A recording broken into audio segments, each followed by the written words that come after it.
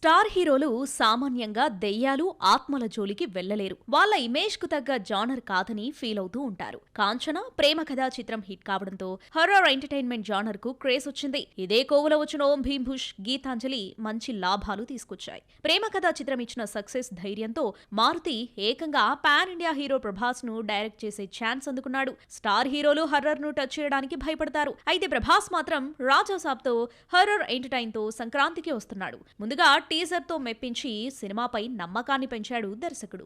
F3 తర్వాత నటించిన 3 సినిమాలు గాంధీవధార అర్జున, ఆపరేషన్ వాలంటైన్, మట్కాతో హ్యాట్రిక్ ఫ్లాప్ చూడాల్సొచ్చింది. ఎలాంటి సినిమాతో వస్తాడు అనుకుంటే ఎవరు ఊహించని విధంగా హర్రర్ కామెడీని ఎంచుకున్నాడు. వరుస ఫ్లాపుల్లో ఉన్న వరుణ్ ను కమీడియన్ సత్య ఓదార్చే వీడియోతో సినిమాను ప్రకటించారు. వరుణ్ తేజ్ తో పాటు డైరెక్టర్ కూడా భయంకరమైన ఫ్లాపుల్లో ఉన్నాడు. వెంకటాద్రి ఎక్స్ప్రెస్ రాజా వంటి వరుస హిట్స్ తర్వాత మేర్లపాక గాంధీ, నానితో తీసిన కృష్ణార్జున యుద్ధం, maestro, like, share, subscribe flop అయ్యాయి. 2 ఏళ్లు గ్యాప్ తీసుకుని first time horror comedy genre తో కొరియన్ కథతో వస్తున్నాడు దర్శకుడు. హారర్ థ్రిల్లర్ విరూపాక్షతో సూపర్ హిట్ కొట్టిన కార్తిక్ దండు నాగచైతన్యతో మైథలాజికల్ థ్రిల్లర్ ను తీస్తున్నాడు. భారీ గుహను సెట్ గా వేసి సీన్స్ తీశారు. వెబ్ సిరీస్ లో హారర్ థ్రిల్లర్స్ కు క్రేజ్ ఉండడంతో యంగ్ హీరోలు కూడా ఇదే బాట పడుతున్నారు. బెల్లంకొండ శ్రీనివాస్ కెరీర్ స్టార్ట్ చేసి 11 ఏళ్లైంది. 2014లో అల్లుడు శ్రీనుతో ఎంట్రీ ఇచ్చినా ఇంతవరకు అదిరిపోయే హిట్ చూడలేదు. వరుస ఫ్లాపులతో సతమతమవుతూ 12న హారర్ థ్రిల్లర్ కిష్కిందపురితో